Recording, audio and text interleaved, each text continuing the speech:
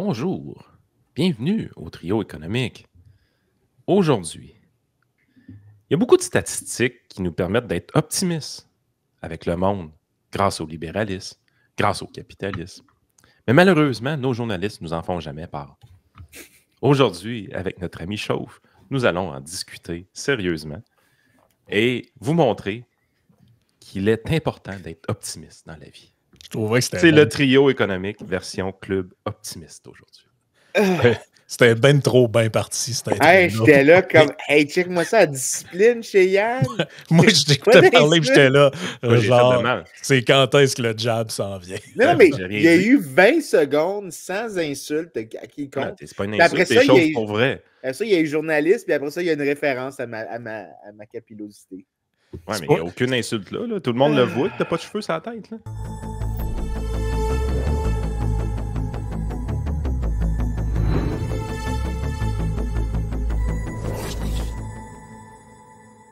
Ben, c'est ça, on avait déjà fait, le podcast il y a quelques semaines où on parlait de que j'avais appelé faire décroître la décroissance.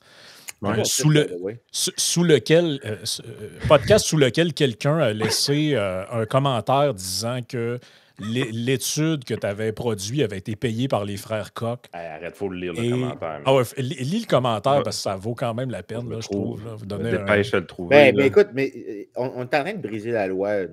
On est supposé d'annoncer nos investisseurs. Alors, this message has been brought to you by Big Oil. OK. Le podcast 139, faire décroître la décroissance. Nous avons une personne qui parle sous le nom de Comité de quartier Saint-Sacrement. Ça, c'est spécial, pareil, quand tu y penses. Ouais. Tu donnes des commentaires au nom d'une association de quartier. Quand même. Conflit d'intérêts, point d'exclamation. Le papier présenté par le trio provient de George Mason University. Manson, ça a l'air plus méchant si tu m'aimes. Ouais, dès que c'est Manson au lieu de un peu plus, il disait Charles Manson University. Financé par la Charles Koch Foundation, plus de 100 millions de dollars. Les frères Koch ont fait leur milliard grâce à l'industrie pétrolière et mortifère. Hey, c'est un organisme gouvernemental en passant. De quoi? Le conseil de quartier Saint-Sacrement. Tu me surprends. C'est vraiment lié au gouvernement, ça? Là? Ben, c'est conseil de quartier.saint-sacrement @ville.québec.qc.ca. Dans le fond, c'est juste Bruno Marchand qui a laissé il faut le faire pareil, là, tu sais. C'est cute. Ils sont contre toute intervention de l'État et veulent éliminer toutes les contraintes environnementales qui pourraient diminuer leur profit et domination. De mon point de vue, cette étude perd de crédibilité puisqu'elle est en faveur de ceux qui l'ont financée. Elle est financée par les frères Koch, Vincent. Ouais. Fait que laissons de côté les études biaisées. Our World in Data, ça, c'est-tu financé par les pétrolières, ça, ou c'est... Ben écoute, c'est fait sur des ordinateurs. Les ordinateurs utilisent des produits pétroliers pour faire certaines composantes. Donc, sont faits en plastique, pétrole. Donc, c'est ça. Parce que là, c'est sûr que si on n'est jamais capable de s'entendre sur un set de données, on ne peut pas avoir de discussion. C'est-à-dire que soit ces gens-là ont raison, soit ils ont tort, mais en réalité, ils ont quand même raison parce que nos données ont été fraudées. Ben là, ça commence à être une discussion un peu compliquée. Mettons que c'est vrai que tu es financé par les frères Koch directement, Vincent. Ça reste que les études que tu publies sont lues par des pairs et révisées par des pairs et approuvées par des pairs. Je me trompe-tu? Oui, mais ils font partie du complot aussi. Ah! C'est un vaste complot. Fait que tant que Paul Krugman n'approuve pas un de tes textes, ça vaut rien. Exactement. Exactement. C'est une vaste machination quand même. Mais c'est ça, on avait parlé quand même... We're all in on it. Exactement. On avait parlé quand même en détail de cette donnée-là. On va commencer par elle parce qu'aujourd'hui, le concept, ça va être un peu présenter cinq données ou cinq, comment je pourrais dire ça, indicateurs qui montrent que ça va... en fait, la question que tu as posée à Vincent était très simple. Quelles sont les 5 statistiques qui te donnent la plus grosse érection quand tu penses à l'économie? Exactement. Et Vincent a accepté de répondre. C'est ça. Et ça, c'est C'était pas dit comme ça, mais OK. Oui, c'est. Faut que tu lises entre les lignes. Exactement. Et ça, on en avait déjà parlé quand même de long et en large, justement dans le dernier podcast. Là, fait que ça vaut la peine de le mentionner quand même. C'est le fait qu'il y a de la croissance économique malgré des baisses d'émissions de gaz à effet de serre dans la majorité des pays, là, finalement. En fait, ce qu'on avait montré avec les graphiques de la Chine, de l'Inde et de certains pays où il y a quelques légers problèmes, comme par exemple l'Afghanistan, là-bas, il y avait des augmentations de croissance, parfois des diminutions de croissance, mais accompagnées d'augmentations de pollution. Puis là, ce qu'on voit à l'écran ici, c'est un exemple qu'on n'avait pas pris la dernière fois, c'est le Royaume-Uni, dont on observe quand même que depuis, c'est à peu près, je dirais, milieu des années 90, début des années 90, là, on voit que ça se découple et on voit une croissance économique quand même de plus 55 % sur cette période-là, là, donc de 90 à 2022, et une diminution. Tout ça parce que quand on a un problème et qu'on essaie de le régler, plus souvent qu'autrement, on va toujours vers la solution facile d'abord et avant tout, et ensuite vient les innovations axées sur l'optimisation.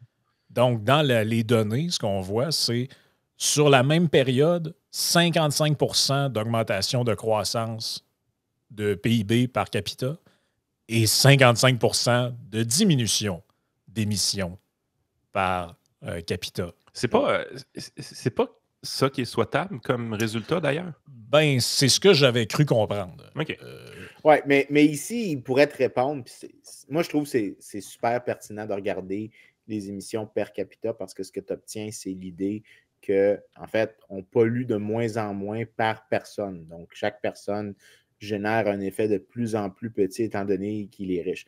Mais un écolo te répondra qu'on ne devrait pas le mettre. Le problème du CO2, c'est pas combien est-ce qu'on fait par personne, c'est combien est-ce qu'on fait total. Et donc, plus de monde peut être le problème, ce qui est souvent mentionné par plusieurs personnes très à gauche, comme il y a trop de gens sur Terre.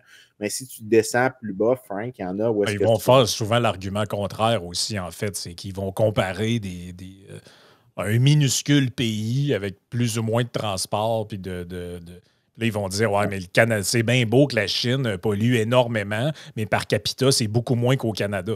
Là, si on était 2 milliards de personnes au Canada, le chiffre par personne serait plus bas aussi. En fait, si tu permettais à des Chinois de venir au Canada, tu t'éviterais beaucoup plus de pollution que c'est le cas autrement, tout simplement parce que la Chine, pour qu'elle devienne aussi riche que le Canada, va devoir passer à travers plusieurs étapes de pollution. Mais dès que tu fais venir un Chinois ici, tu vas avoir un gros jump une année dans les émissions, mais après, tu n'auras plus de croissance des émissions. Parce que justement, tu vas arrêter le fait de l'industrialisation dans un autre endroit. Tu les amènes dans une place où la tendance, c'est de baisser les émissions per capita. Donc, si tu permettais aux gens de quitter un pays pour aller dans un pays, développé, le problème serait en large partie réglé. Mais c'est parce que tout le monde prend pour acquis que si tu veux avoir de la croissance économique, tu dois absolument dépenser plus d'énergie qui doit amener plus d'émissions de gaz à effet de serre. Alors qu'en réalité, c'est que cette affirmation-là est vraie jusqu'à un certain niveau de richesse et à partir d'un certain point, elle devient complètement fausse, voire même contraire.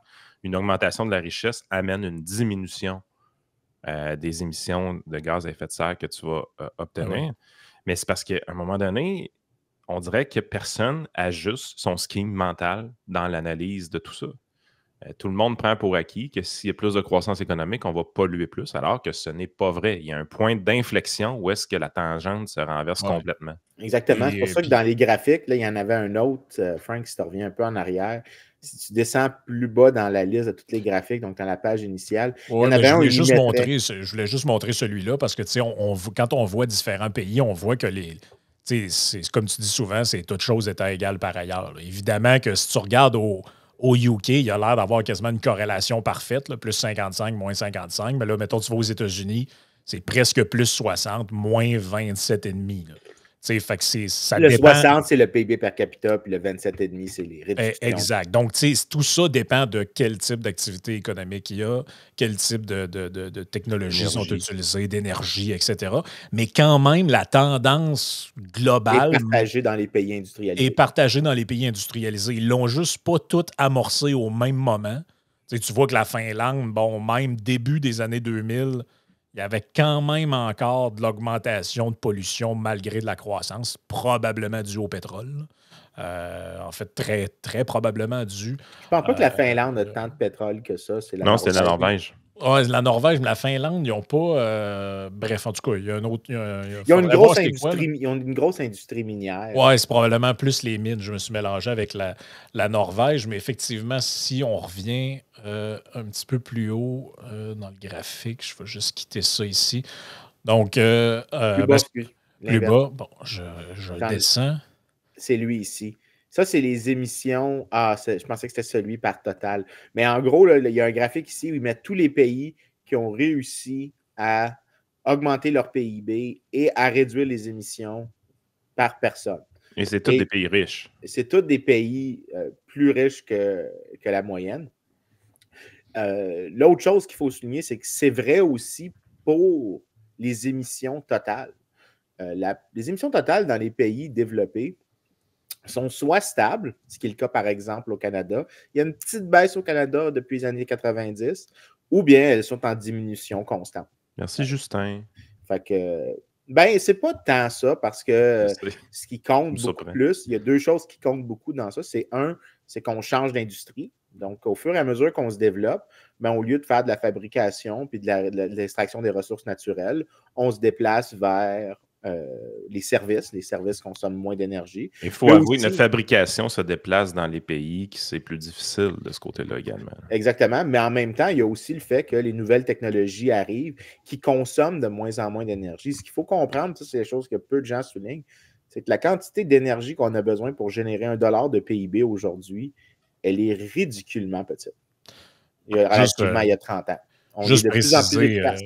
Par rapport à la Finlande, là, en tout cas, à brûle pour point, quand je regarde comme ça, là, les données que je trouve, un des enjeux serait le fait qu'en Finlande, une des principales manières de chauffer les maisons, c'est le mazout. Ah, c'est le mazout, OK. Donc, j'imagine que c'est une source de... Ça ne doit pas aider. C'est une source quand même relativement polluante. Là. On parle aussi qu'il y a quand même du gaz naturel en Finlande. Là, donc, et il y a de la production de pétrole aussi. Là. Mais c'est quand même moins, c'est quand même moins élevé là, qu'en Norvège, mais c'est il y en a quand même un peu. Là. En gros, on a toutes les raisons d'être optimiste sur les questions environnementales, surtout si on ne met pas de barrière dans le chemin de l'innovation. Je maintiens que le terme techno-pessimiste devra maintenant être appliqué religieusement à toute personne qui pense qu'on peut pas que c'est une crise, une fatalité, la situation actuelle du réchauffement climatique. La capacité créative de l'être humain nous donne toute raison d'indiquer qu'on peut s'en sortir sans nécessairement avoir des trucs obscènes de politique publique. Mais normalement, un écologiste serait en accord avec toi, mais pas un communiste. Ah, est-ce que c'est ça le problème? Il y a un groupe d'écologistes qui existait pendant les années 2000 qui s'appelait les éco-modernistes. C'était ceux qui partagent pas mal les 80% des choses que je dis. Ils sont peut-être pas aussi, sont pas nécessairement libéraux, mais ils n'ont pas une haine des institutions. Donc, on n'entend pas parler d'eux parce qu'ils ne sont pas dans l'alarmisme. Ils ont été, pendant un moment, il y avait un gars qui s'appelait Jim Harris, qui avait été chef du Parti vert du Canada, qui lui disait on devrait avoir une taxe verte, puis chaque dollar de taxe verte devrait baisser 2 $ d'impôt ailleurs. Quelque chose comme ça. Je l'aime, lui. Il avait été je signe pour ça. Là. Il était vraiment, il disait qu'il était fiscally conservative, puis socially liberal, puis green. Puis c'est lui qui a fait la première fois que le Parti vert avait dépassé 1%, c'était lui en 2004. Il avait fait 4% des votes au Canada au complet. Puis la frange ultra-radicale du Parti vert l'a complètement invincé. Puis aujourd'hui, le Parti vert n'a plus du tout cette frange éco-moderniste. Mais la frange éco-moderniste était là, très forte, des années 90 à début des années 2000. Puis depuis, ils ont été... Je prendrais une bière avec ces gens-là, puis j'aurais pas de misère, je pense. moi, je les aime beaucoup. C'est des gens avec qui je m'entends très, très bien. Je ne suis pas d'accord avec eux sur quelques détails, mais dans l'ensemble, surtout relativement à c'est qui la personne qui est notre interlocuteur habituellement, je suis comme, nos désaccords sont bien plus petits que l'océan qui me sépare avec l'autre en face. Il en reste au Québec des éco-modernistes? Je pense pas. N'as-tu déjà eu? Peut-être. Peut-être. En fait, la vraie, avec ces gens-là, il faut que tu fasses un genre de test de Turing, mais différent. Là, en fait, il faut si on pouvait sonder leur esprit, la vraie question qu'il faudrait leur poser, c'est si je te garantis que j'ai une solution pour régler le problème des changements climatiques. Là, mettons que ce monde-là utopique existe, je peux claquer des doigts, puis ce problème-là est réglé. Est-ce que tu prônes encore le renversement du capitalisme, l'éco-socialisme, l'autonomie alimentaire, ce genre de trucs-là? Si la réponse c'est oui, c'est que tu n'es pas un écolo avant tout. Tu étais juste un socialiste, un communiste qui instrumentalisait l'écologie comme élément de discours à un autre, dans le but de autre chose. Oui. Parce que sinon, tu devrais me dire, OK, tu as réglé le problème, ben, les solutions que je propose à ce problème-là ne sont plus requises. C'est nos gens qui se cherchent un problème pour des solutions déjà créées. C'est ça. Deuxième statistique, ma foi, qui celle-là est assez surprenante, surtout au vu et au su de ce qu'on entend dans les médias à longueur de journée, j'ai envie de vous dire. Je vous présente ça à l'écran. C'est le taux d'homicide sur le long terme. Les meurtres, autrement. Donc, voici le graphique qui est de... on a des données de 1250 à 2021. Donc, c'est quand même un très long... 1250, OK, comme dans l'année 1250. Oui, l'année 1250. Ah, on a des stats pour ça. Ouais. Il y a un gars qui s'appelle Manuel Eisner qui calculait ça parce que dead bodies don't lie. Ouais, c'est vrai. Tu es capable de savoir comment que la personne est décédée ou pas. Dead bodies don't lie. Il a l'air d'avoir eu un bon coup d'épée dans les flancs, lui. Ouais, ben, en tout cas, ça ici, ça a l'air de correspondre pas mal à l'agonie finale de ce qui restait d'Empire romain, là, quand tu regardes ça, là, 1375, là, où on atteint le genre de pic. Là. Mais, en Italie. Ouais, en Italie. Mais bon, c'est un graphique en pente descendante. Hein, c'est le moins qu'on puisse dire. Donc là, on voit les statistiques pour la Grande-Bretagne. Fait que dans les années à 1250-1300, Italie, on parle de 70 meurtres par 100 000 habitants, genre. Yep. C'est quand même gros. Là. C'est gros. C'est gros. Puis c'est souvent des meurtres, quand tu regardes dans les vieux livres des histoires, c'est souvent des meurtres pour des trucs complètement anodins. Genre, on était au bar, puis il m'a menti, je l'ai attaqué, puis je voulais pas le tuer, mais par accident, je l'ai tué. Des affaires comme que tu fais, qui se font plus vraiment aujourd'hui. Puis c'est surprenant à quel point le passé était beaucoup plus violent que ce qu'on réalise. Puis ça inclut pas les guerres ici, ça inclut pas les conflits. C'est vraiment des meurtres purs. Hein. C'est vraiment des meurtres purs. Mettons qu'on dirait que ces données-là sont pas fiables, puis on avance, on les ignore, Frank. On bouge la ligne du temps, puis on l'amène en 1800, par exemple. Où est-ce que ça commence à être civilisé un peu? Là? Ça amène OK, 1800 est à peu près ici. Là. OK.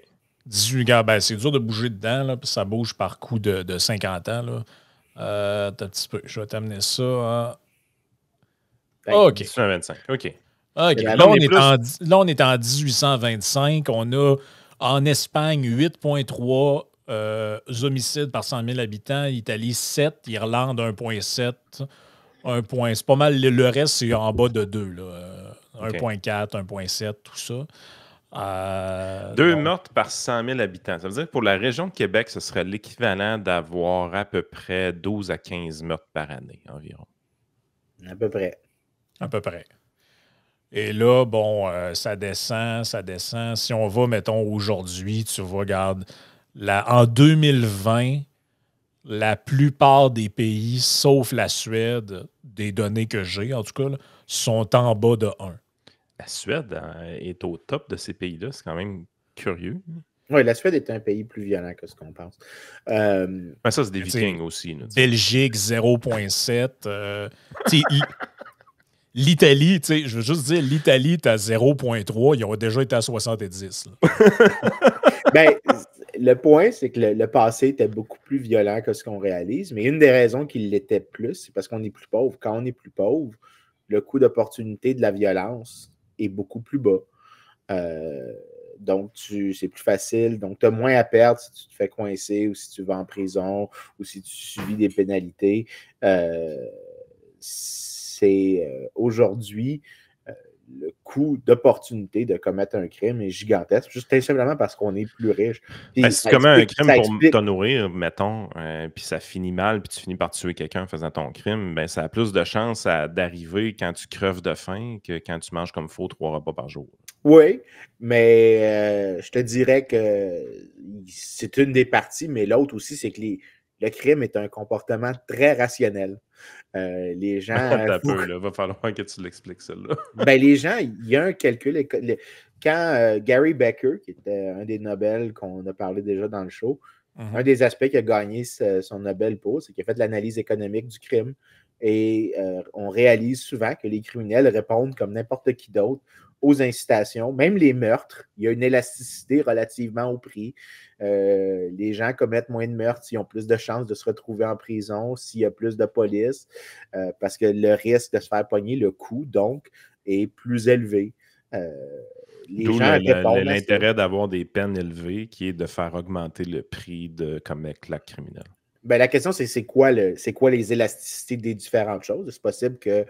C'est sûr que si tu mets la peine de mort pour tout type d'homicide, ben, ça va probablement réduire la criminalité. Est-ce que ça va le réduire beaucoup? Je ne sais pas. Je ne pense pas beaucoup. Mais c'est clair que ça ne va pas l'augmenter en soi. Mais des systèmes les gens répondent aux incitations, les criminels aussi. Puis, ben, si tu rends les gens plus riches, tu augmentes le coût de commettre un crime parce que si tu es en prison, par exemple, ben, tu n'es pas en train de faire de l'argent. Donc, tu payes une pénalité importante qui est les années de revenus perdus. Et si tu payes cette pénalité, ben, c'est un coût d'opportunité. Si tu es dans une société plus riche, ce coût-là est plus élevé. Donc, une grosse partie de la baisse de la mortalité, ce n'est pas juste que l'État est devenu plus compétent il est devenu plus compétent dans la sécurité, mais c'est en grande partie parce qu'on est tellement plus riche. Puis en même temps, la richesse a un autre petit effet bénéfique.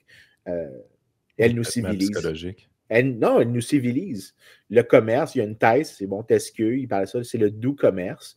C'est à cause que maintenant, je peux m'enrichir en échangeant avec toi. Ben, dans les sociétés prospères, ben, avant, je pouvais m'enrichir en te volant, mais maintenant, je peux aussi m'enrichir, surtout en échangeant avec toi. Surtout si en plus, ce que tu as comme créateur de richesse, c'est ton intelligence, ton capital humain, ton éducation, quelque chose que je ne peux pas te voler. Mais j'ai encore plus d'incitation à ne pas commettre des crimes dans ce cas-là. Ben écoute, ça me fait penser à un genre de petit vidéo que j'ai écouté hier soir. Le titre du vidéo, c'était « Pourquoi le Japon n'a pas été colonisé », par exemple. Puis ce qu'on voit, c'est que le Japon est une société qui a eu tellement de guerres civiles à l'intérieur de leur île assez rapidement dans leur histoire qu'ils ont développé les armes à feu, ils ont développé des stratégies de guerre, et ainsi de suite. Donc, il y avait une armée quand même assez efficace très tôt dans l'histoire.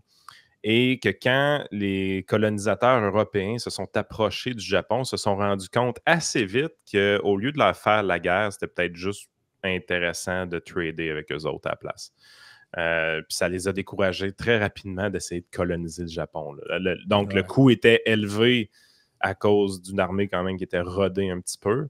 Et de l'autre côté, tu dis, ben, finalement, si on fait un trader, ça va être correct pareil. Je vais quand même avoir accès à tes ressources. Ça va me coûter de l'argent au lieu de me coûter du sang, autrement dit.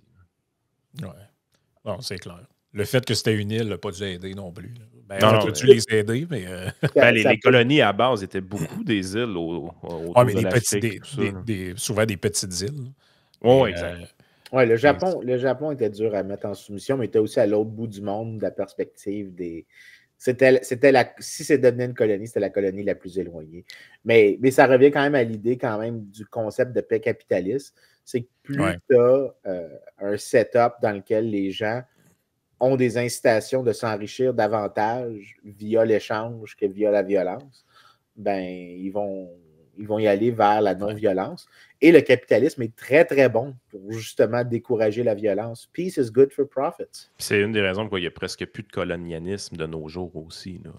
Je veux dire, prendre possession d'un pays, c'est quasiment stupide de faire ça en 2024. Ben, il faut se souvenir, et ça, c'est un grand penseur libéral qui soulignait ça, que j'avais toujours aimé. Toutes les grandes vagues de colonialisme depuis 1870, donc après le Scramble for Africa, c'est tout par des régimes dictatoriaux. Toutes les tentatives de conquête, ce n'est pas des démocraties libérales qui essayent de prendre d'autres sociétés, c'est toutes des sociétés autoritaires qui veulent faire ça. Donc, puis non seulement ça, mais puis quand c'était des colonies qui étaient faites, par exemple, par les Français ou par les Anglais, qui étaient systématiquement contre dans les pays d'origine? Les libéraux, qui étaient systématiquement pour la gauche. La gauche et la droite conservatrice, comme par exemple, il y a 2 semaines, Frank citait Jules Ferry, le père, le grand-père spirituel de la gauche socialiste française, qui disait que c'était le devoir civilisateur de la France de coloniser. Ouais. C'est même pire que ça. Il disait les races supérieures ont un devoir pour le bien des races inférieures de les coloniser. Oui, mais les libéraux ne croient pas ça. Jamais un libéral va croire quelque chose comme ça. Il va dire on peut bien plus s'enrichir en échangeant avec eux qu'avec chose. Ce que j'aime aussi dans ces statistiques-là, c'est que, tu sais, des fois, dans les médias, on va présenter des stats qui sont vraies ou des informations qui sont vraies, mais qui manquent totalement de mise en contexte ou de perspective. On avait parlé plusieurs fois, entre autres, le cas de l'aspartame était un truc assez évident. Ils ont fait la même affaire il n'y a pas longtemps avec l'alcool. Ils font toujours un peu ce même genre d'affaires-là. Et là, mettons, dans les stats qu'on vient de montrer, je vais remettre le graphique à l'écran, tu peux prendre n'importe quel pays. Là, j'ai pris, mettons, la France. Très facile de trouver des articles de journaux qui vont dire que là, il y a une augmentation de tel type de crime, telle augmentation de tel genre de... Présentement, au Canada, la rhétorique de Pierre Poilievre, dans sa rhétorique, il y a une rhétorique de hausse de criminalité, de hausse du manque de sécurité, et ainsi de suite. Là. Mais si tu regardes le graphique en France, puis tu le mets genre sur 5 ans, 6 ans, ben tu vois ces chiffres-là. Là. Tu le vois que, bon, 2017, tu à 0,38, puis là, on est à 0,65, les derniers chiffres qu'on a. Ça a doublé. Fait que là, tu peux faire un article de journal disant le taux d'homicide en France a doublé dans les 4-5 dernières années. Mais si je prends le graphique, puis je le bouge. Tabarnouche. Je le bouge. Puis je le bouge. Check-moi ça. Puis je le bouge. La hausse qui est là a comme un peu disparu dans le néant, en fait. C'est ce qui s'est passé au début des années 60 en France, coudonc. Ben là, ça, d'après moi, c'est pas mal Les années Peace and Love, c'était pas doux? Non, mais ça doit être l'après-guerre. Les chiffres qu'on doit avoir de ça, c'est quand ils ont fusillé du monde. Puis, non, c'est 58, Frank. C'est trop tard. La date que tu mets ton curseur dessus. Ouais, ça serait plus là, genre, là, 51. Bonne question. Bonne question. Je ne sais pas ce qui s'est passé en France à cette époque-là, mais les chiffres ici sont quand même assez clairs. Il y a une baisse dans tous les pays occidentaux de la criminalité dans le très long terme. Il y a des soubresauts temporaires, mais c'est pas l'idée d'un violent, d'un très violent présent. Peut-être de nos perspectives à nous relativement à quand on est né. OK, la récession de 1958, également connue sous le nom de récession Eisenhower, du nom du président américain, est une récession économique qui a eu lieu durant 8 mois en 1958. Peut-être un fort ralentissement économique mondial. Genre. Bon, c'est peut-être ça. Tu vois, l'Allemagne, eux, pour voir une augmentation, il faut que je le mette sur 1 an. Sur 1 an, parce que sinon, c'est... une belle baisse, hein? Eux, c'est spectaculaire. C'est une la crise de mai 58 marque le retour au pouvoir en France du général de Gaulle dans un contexte insurrectionnel lié à l'instabilité gouvernementale et la guerre d'Algérie. Ah, ben c'est ça, là. C'est Peut-être c'est plus. Peut-être c'est plus comment est-ce que... Parce qu'on n'oublie pas que l'Algérie était un département français pendant longtemps. C'est ça. Moi, je pense que les statistiques qu'on a contre l'Algérie à partir de ce moment-là. Ah, OK, parce que l'Algérie faisait partie de la France. Ouais, c'est ça. Exactement, c'était un département pendant... En fait, pas toute l'Algérie. Ce qu'on appelait l'Algérie française, là, qui est une partie du territoire d'aujourd'hui. Exactement. Donc, il y a probablement une partie de ça qui compte. Ça pourrait expliquer le gros bump dans ces années-là, mais je ne m'aventure pas plus loin que ça, au-delà de l'hypothèse. J'ai l'impression que c'est un peu ça. Passons à la troisième stat. Troisième stat, la taille des hommes. Oui, ça c'est mon préféré parce que cela parle beaucoup d'inégalité. La taille humaine est très liée à la qualité de la nutrition et aussi à travers le temps. Et à l'intérieur d'un groupe génétique. Donc, il y a des groupes qui sont toujours plus grands que les autres. Par exemple, tu prends des Africains, en moyenne, les Africains sont très, très grands. Donc, il y a des variantes génétiques, mais si tu regardes à l'intérieur d'un groupe, donc tu essaies d'éviter des comparaisons intergroupes, tu regardes à l'intérieur d'un groupe, les plus riches dans le groupe sont généralement les plus grands. Là, la raison que c'est important, c'est que la richesse est liée à la nutrition. Mais tu ne peux pas être exponentiellement riche et exponentiellement grand. Si tu vois une augmentation des tailles pour tout le monde, tu peux te dire que c'est la vaste majorité des gens qui ont des gains. C'est-à-dire que si tu vois ça, tu vois qu'il y a un gain très partagé. C'est comme un indicateur de développement économique et d'égalité du développement économique.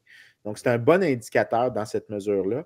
En plus, on ajoute le fait que les gens pensent aussi que c'est parfaitement hérité, mais il y a un drift génétique qui se passe. C'est que si moi, je suis petit et que je deviens très prospère, bien, la 80% de ma taille qui était déterminée génétiquement, je vais en donner une partie à mon enfant, mais je vais aussi donner mes meilleures conditions socio-économiques à moi, à lui dans la prochaine génération. Donc, mon socio-économique, c'est une partie de sa génétique à lui.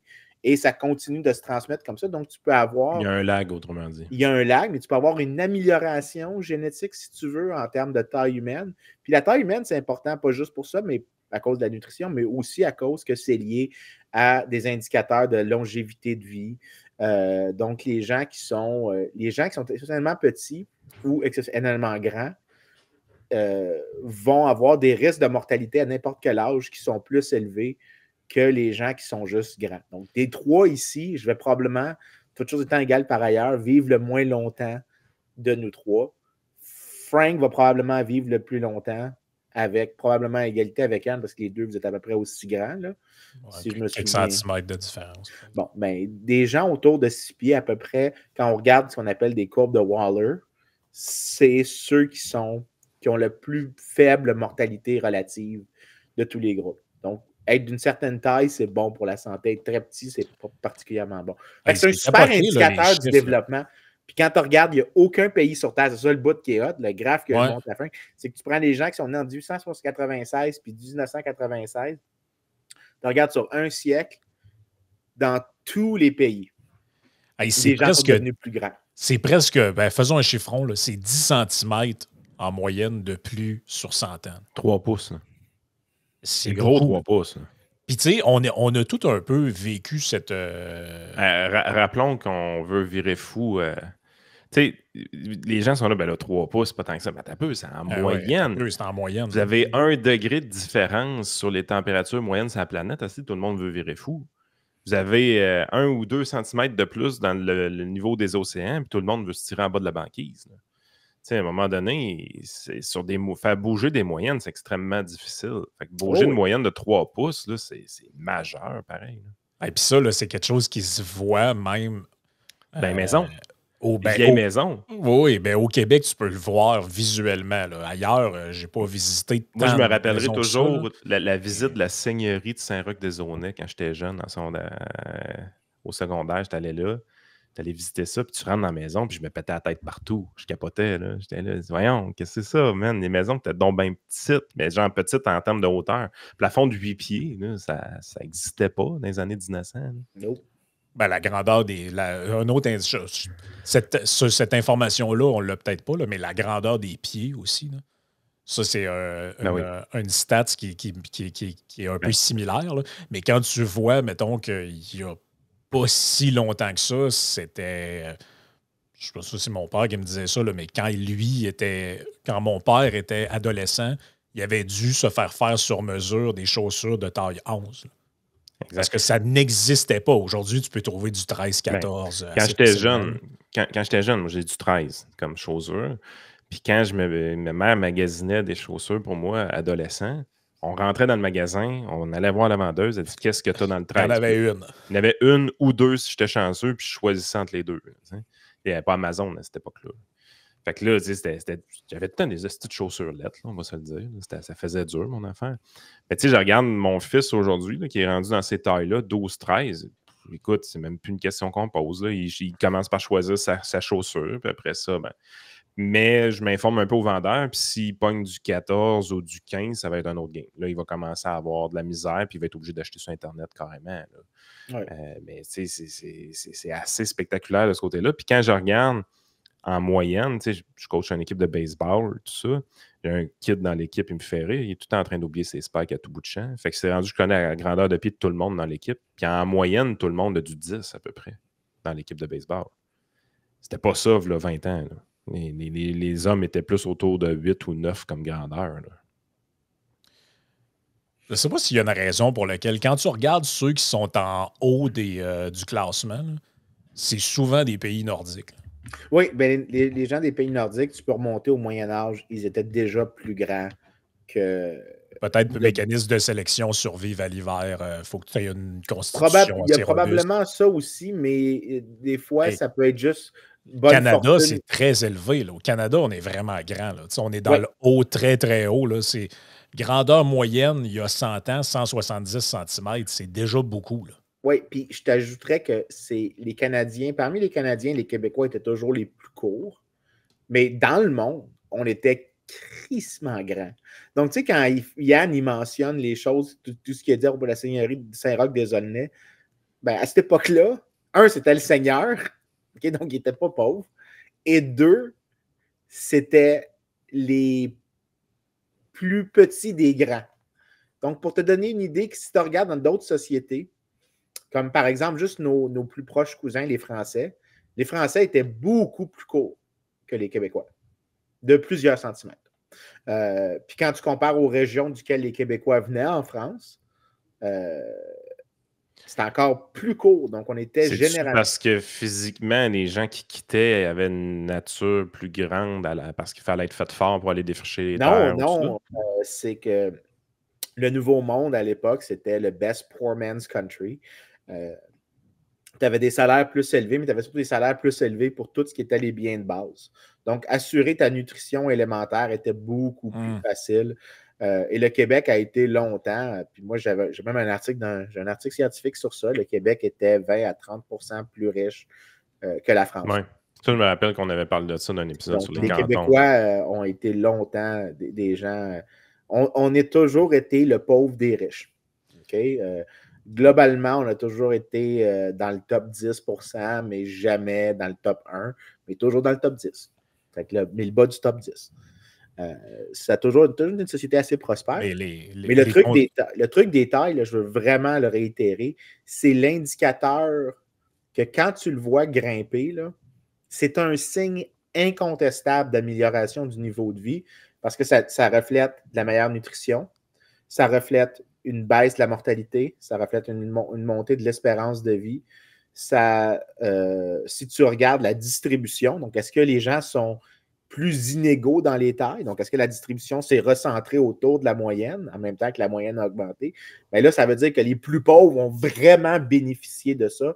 Puis là, ce n'est pas dans le graphique ici, mais la réponse, c'est que les inégalités de taille ont baissé massivement dans des pays comme le Canada, la France. Fait qu'on arrive avec des gauchistes qui nous disent que les inégalités de revenus n'arrêtent pas de s'accentuer, mais ce que tu dis, c'est qu'on est tellement riche maintenant par rapport à une certaine époque que si tu regardes des indicateurs d'inégalité, ben c'est qu'au contraire, dans le résultat final, où est-ce qu'on survit plus longtemps, la mortalité infantile ou encore la grandeur ou ces choses-là, ben, en termes de résultats plus concrets, moins liés aux revenus, les inégalités se sont rétrécies, autrement dit. Ils n'ont pas augmenté. Je te dirais ça, puis sais-tu pourquoi? Parce que je pense qu'on mesure assez bien les inégalités aujourd'hui, mais on les sous-estime massivement dans le passé. Dans le passé, là, on sous-estime, je te dirais peut-être.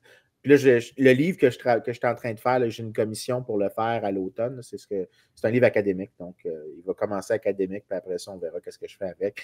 Mais j'explique que, en fait, si tu commences, disons, vers 1850, tu essaies de tenir compte de certains trucs comme les enfants qui meurent, les différences de durée de vie, ce que tu vas réaliser, c'est que les inégalités étaient beaucoup plus élevées dans le passé.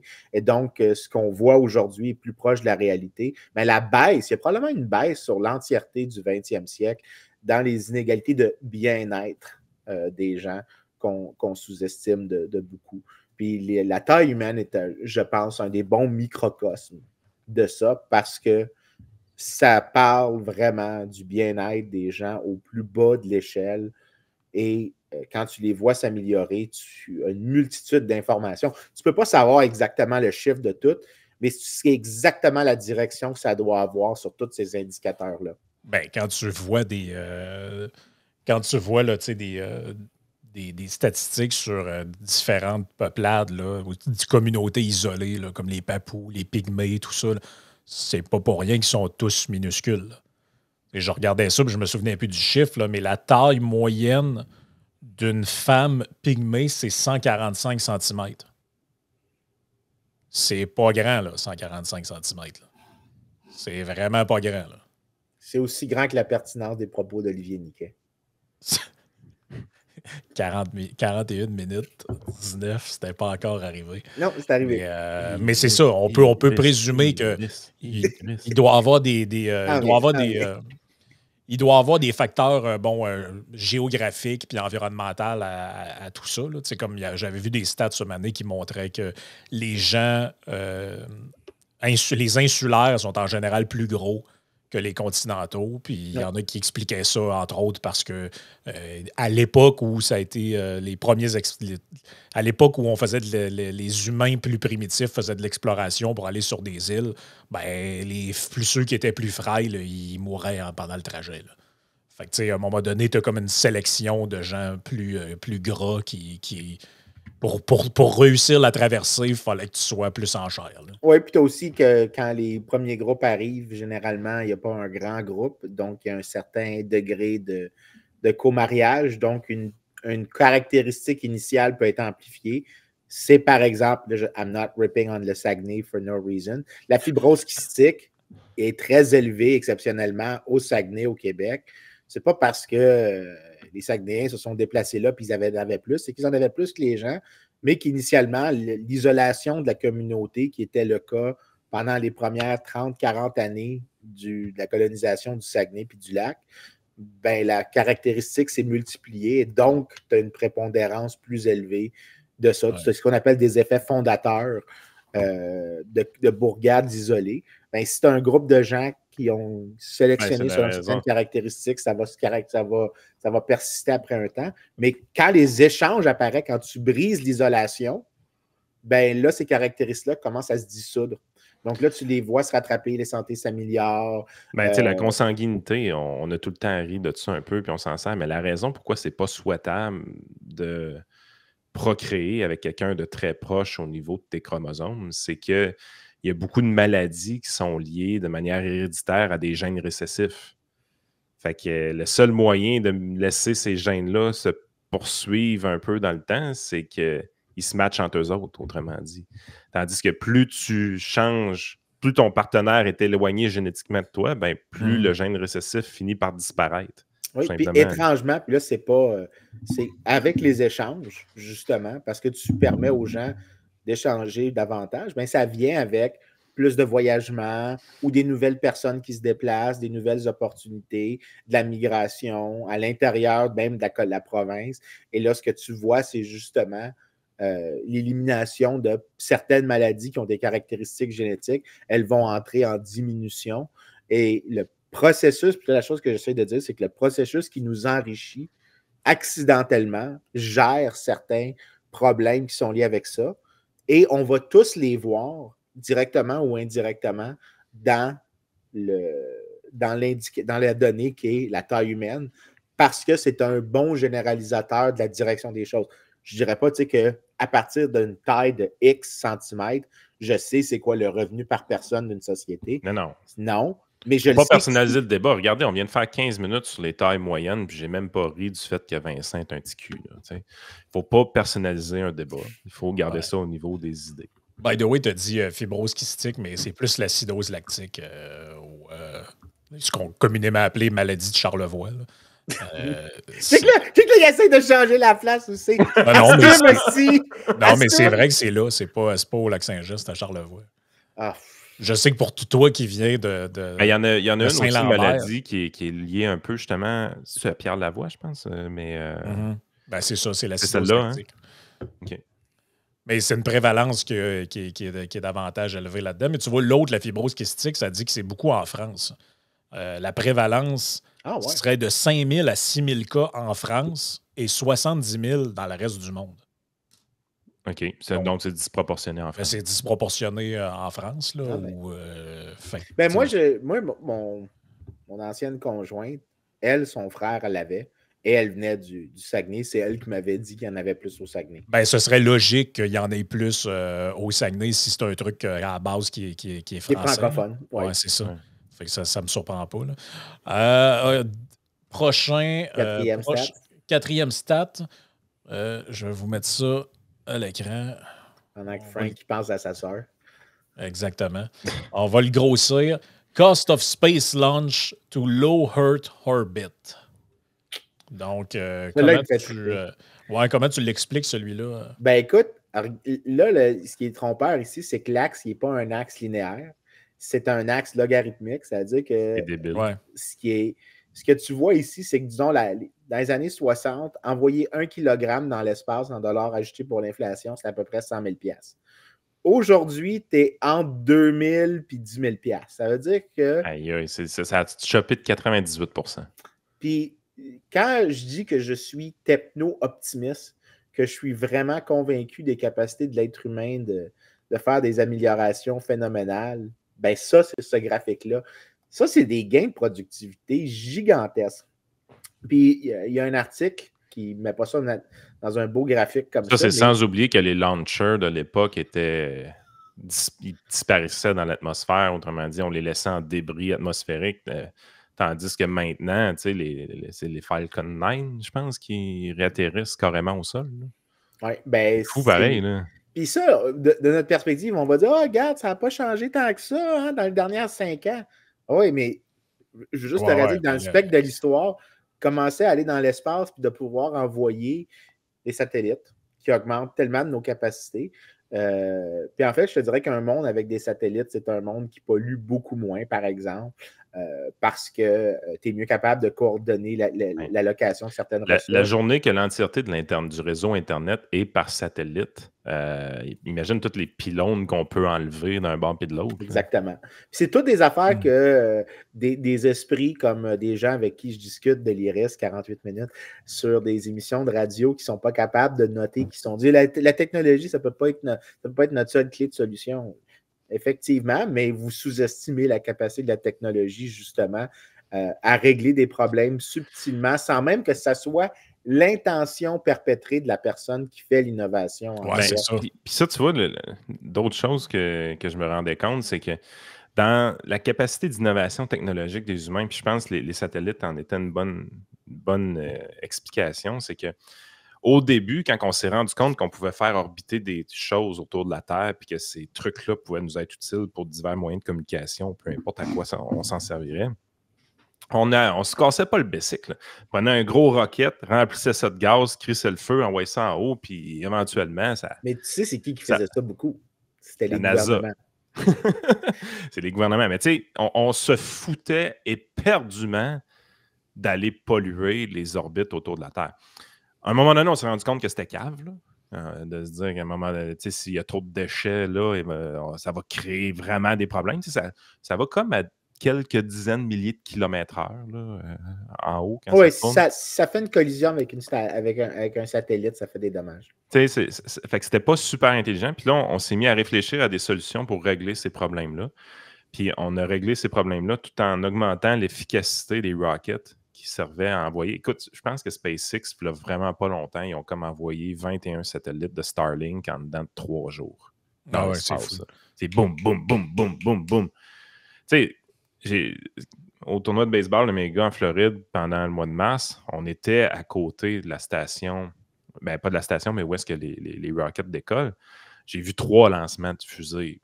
C'est vraiment cool. C'est vraiment cool. Le premier était spectaculaire. Alors, c'était des humains qu'on envoyait dans sa station spatiale, justement. J'ai vraiment trippé à voir ça. Mais après 3, c'était comme plus rendu banal un peu. On était rendu habitué, mais tu te dis, crime, ils ont quand même lâché 3 en 5 jours. Là. Oui, puis quand tu regardes la tendance que je t'ai mentionnée, puis que tu compares, tu enlèves les privés des publics, les privés sont moins chers, de un. Puis de 2, les déclins dans le privé précèdent ceux dans le public. C'est-à-dire que le public finit toujours par copier le privé. Elle se regarde, on a réussi à réduire nos coûts. Non, c'est parce que tu as vu qu'est-ce que l'autre faisait, puis tu as copié son devoir. C'est un peu ce qui se passe avec le programme d'Artemis, autrement dit. Exactement. Mais le gros des développements en termes d'efficacité, tant sur le payload que sur la consommation de fuel, que sur la sécurité, c'est le privé qui dirige les grands gains technologiques. En fait, on en avait parlé dans un des premiers épisodes du trio. Si l'exploration spatiale avait été laissée au privé, je suis presque convaincu que tout ce qu'on a aujourd'hui, on l'aurait eu il y a 15-20 ans. On en avait parlé parce qu'à l'époque, c'était Jeff Bezos, je pense, qui avait launché Blue. Puis tous les gauchistes étaient fâchés. Hein? Oui, ils étaient tous genre, franchement, on aurait pu nourrir des milliers d'Africains avec ça au lieu d'aller dans l'espace. Puis tu avais rappelé que l'origine de l'exploration spatiale, c'est beaucoup de gens privés. Puis moi, personnellement, quelqu'un qui a beaucoup d'argent dédie son cash à faire de l'exploration spatiale ou même de l'exploration des fonds marins. T'sais, on avait eu le même débat quand il y a eu l'histoire de Ocean Gate. Que là, tu avais tout le monde qui était comme, franchement, là, des riches qui veulent aller dans le fond de l'eau. Ben fait, il est mort. Ben oui, ben fait, c'est quoi? Vous voulez que ce soit le gouvernement qui aille dans la fosse de Marianne ou c'est... Le submersible, il va péter après 10 pieds. Là. C'est ça qui va arriver. Là. Comme disait Milton Friedman, put government in charge of the desert. And it will run out of sand after 5 years. On peut faire la même chose avec mais le monde de la NASA et Apollo 13 sont tellement meilleurs. Là, non, c'est une administration comme les autres. En fait, en 2009, on a eu une belle illustration de ça. Il y a des gens qui n'ont pas remarqué cette chose-là, mais la NASA faisait beaucoup de projets, puis il y en a un qui n'était pas particulièrement intéressant, qui l'ont laissé au privé. Et c'est le seul projet de la NASA qui est arrivé en delà du coût projeté initialement et qui a eu, comme sur tous les indicateurs, une réussite presque 100%. Je pourrais retrouver... Mais la NASA comprend quand même beaucoup mieux cette réalité-là aujourd'hui en laissant les SpaceX, les Boeing, les Blue Origin aussi. C'est pas en laissant, c'est parce qu'ils n'ont pas le choix. Non, je comprends qu'ils n'ont pas le choix, mais tu comprends quand même que les partnerships se développent. T'sais, ils ne vont pas contre le privé, ils travaillent avec eux maintenant, et ainsi de suite. Oh, ils ne sont pas nécessairement en opposition, mais crois-moi, c'est parce qu'il n'y a personne qui veut leur donner plus de financement. Non, c'est sûr. C'est parce que l'État... C'est parce que Musk, il veut la mettre son argent là-dedans. Pourquoi qu'on financerait ça via l'État? Ça serait cave, là, à un moment donné. Non, mais crois-moi, il va y avoir un point où l'État va vouloir coopter ça, comme il essaye présentement avec l'Internet puis les réseaux sociaux. Ça s'en vient, mais écoute, si ça fonctionne bien, le gouvernement va tout faire pour que ça arrête. Hey, Starlink, je pense que c'est plus important qu'on pense comme compagnie. Oui. Le fait que Elon Musk est en train de déployer le réseau Internet via satellite va faire en sorte, à mon avis, que ça pourrait nous protéger de gouvernements quand même assez débiles. Bon, on l'a vu, en fait, quand l'Ukraine a eu de la difficulté à communiquer, il y a eu leur tour de communication tombé, tout ça, Musk l'a rendu carrément gratuit pour les Ukrainiens. Ben, c'est ça qui permettait d'utiliser les drones, hein, notamment. Là, parce qu'à un moment donné, tu as besoin de les commander à distance avec du réseau. Là. Mais c'est ça. Mais Musk, c'est toujours spécial à suivre. Tu as comme un tweet où il appelle l'armée à renverser Maduro. L'autre d'après, c'est une vidéo d'une fusée qui va dans l'espace. C'est comme... Le gars, il a du fun en sacrifice. Dernière statistique. Vas-y. Annual death rate at different age. Yep. Donc, ça, c'est pour sortir un peu de la statistique trop utilisée, mal comprise, l'espérance de vie, qui est quand même beaucoup influencée par... Il n'y a pas une statistique sur l'espérance de vie quand tu vas naître. Oui, exactement. C'est une statistique sur la mortalité en moyenne des gens à l'année.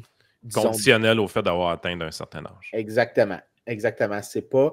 Ce que tu veux, c'est regarder... Puis il y a deux types de mortalité. En gros, ce qu'on appelle period puis birth cohorts. Birth cohort, ça veut dire que tu suis les gens. C'est-à-dire que je vais regarder les gens qui sont nés en 1910 et je vais regarder combien de temps ils vivent. Ça, c'est la première manière que tu peux évaluer ça. Puis la mortalité infantile, chaque année, techniquement, c'est exactement ça. C'est juste qu'ils meurent l'année même. Fait que, tu traces zéro expérience de vie.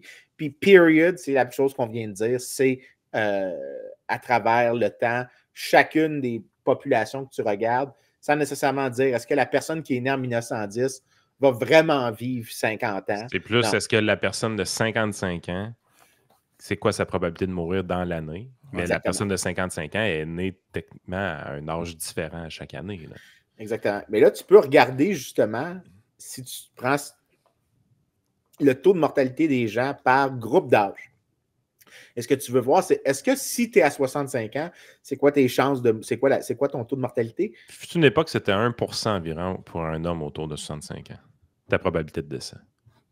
Ben écoute, aujourd'hui, le taux de mortalité, si tu regardes, commençons avec les plus jeunes. La première chose qu'il faut noter, c'est chez les enfants, donc les 0 à 1 an, ben, le gros de la révolution industrielle, c'est ça que ça baisse. La première grosse réduction de mortalité dans l'histoire de l'humanité, c'est les enfants en premier. Puis, des grosses machines au charbon ont permis aux gens de ne pas mourir dans leur première année de vie.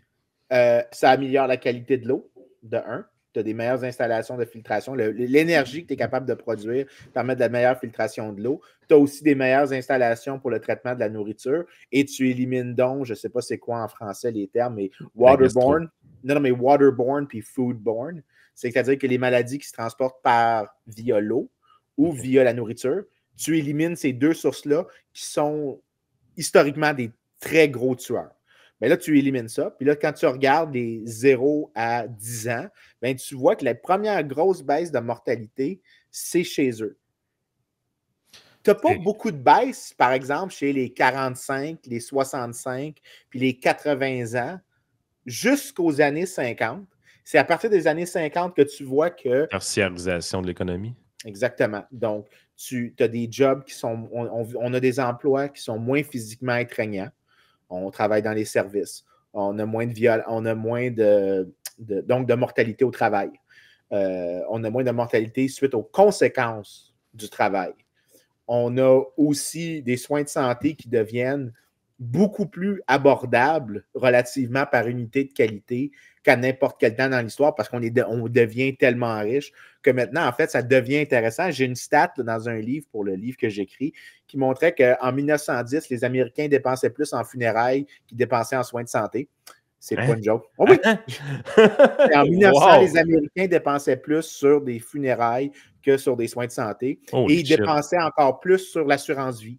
Parce que, en gros, tu te disais, ben, je ne vaut pas la peine d'acheter de l'assurance maladie. Les soins de santé sont de la merde. Fait que je vais acheter une assurance vie, comme ça, au moins, si je meurs, ma famille va avoir quelque chose. Ou une assurance disability. Ben, au fur et à mesure que les progrès médicaux ont développé, ben, les gens ont arrêté d'acheter autant d'assurance vie et autant d'assurance disability. Ils ont acheté de l'assurance maladie. Et en même temps que tu vois la popularité de l'assurance maladie, tu vois aussi quoi?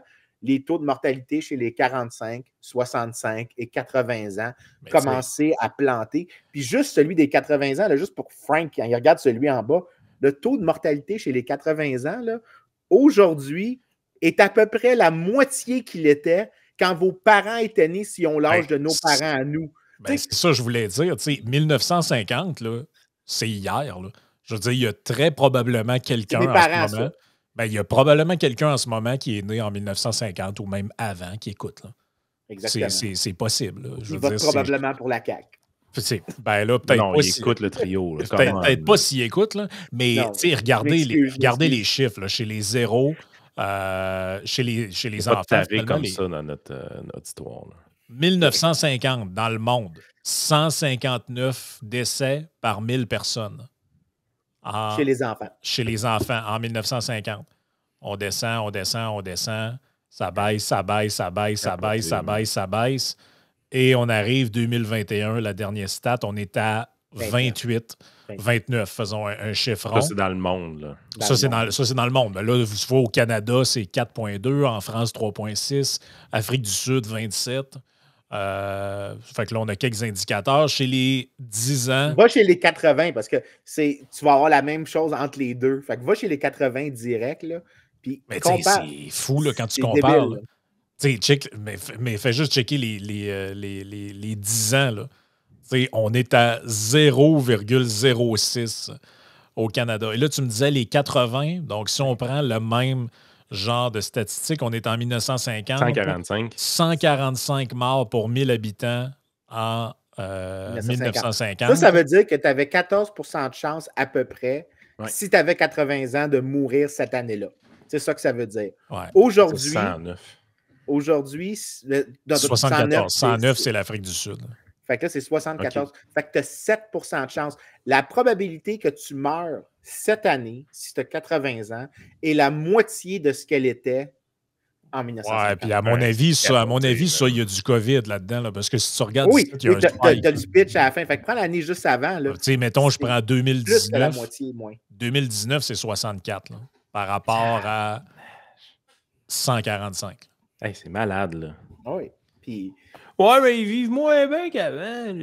Non, parce qu'il y a des stats qu'on a, puis ça s'appelle le Disability Adjusted Life Expectancy. Puis on a aussi le Health Adjusted Life Expectancy. Ceux-là, ils tiennent compte du nombre d'années de vie active que tu peux avoir. Donc, si je suis malade au point que je suis dans un lit, je suis alité tout le long, ben je ne suis pas vraiment. C'est comme d'avoir les chiffres pour le Venezuela. Hein? Non, mais moi, j'allais dire... Ça va dans l'autre direction. Moi, j'allais dire, c'est le fun pareil de voir à quel point la COVID, c'était vraiment dangereux pour les jeunes enfants, hein, parce que ça paraît pas pantoute sur le graphique. Ça paraît pour les 80 et les 65, par exemple. Il y a comme un spike en 2021. On ne sait pas trop ce qui s'est passé. Là. Tu demandais... Venezuela, je l'ai-tu un petit peu? Je veux le Venezuela, moi. Oui, Venezuela. On l'a, good. Un petit peu. Enlève toutes les autres. Je vais enlever Canada, France, South Africa et je vais garder World et Venezuela. Ben, quand même. Ça a réussi à baisser pareil. Ça a réussi à baisser pareil. Non, bon, non. Tu regardes, premièrement, coupe la fenêtre, parce que le gars est arrivé, notre ami est arrivé en 1998. Ouais, ben là, c'est sûr que si je mets ça. Ah, OK, ouais. Parce que c'était une société riche, le Venezuela. C'est sûr que si je mets la période, c'est pas super bon. Là. Les 25 ans, man. Puis rappelle-toi, là, tu peux aussi rajouter le monde là-dedans, parce que quand tu vas voir le monde, tu vas dire qu'est-ce qui se passe ailleurs. Partout ailleurs, ça continue de baisser.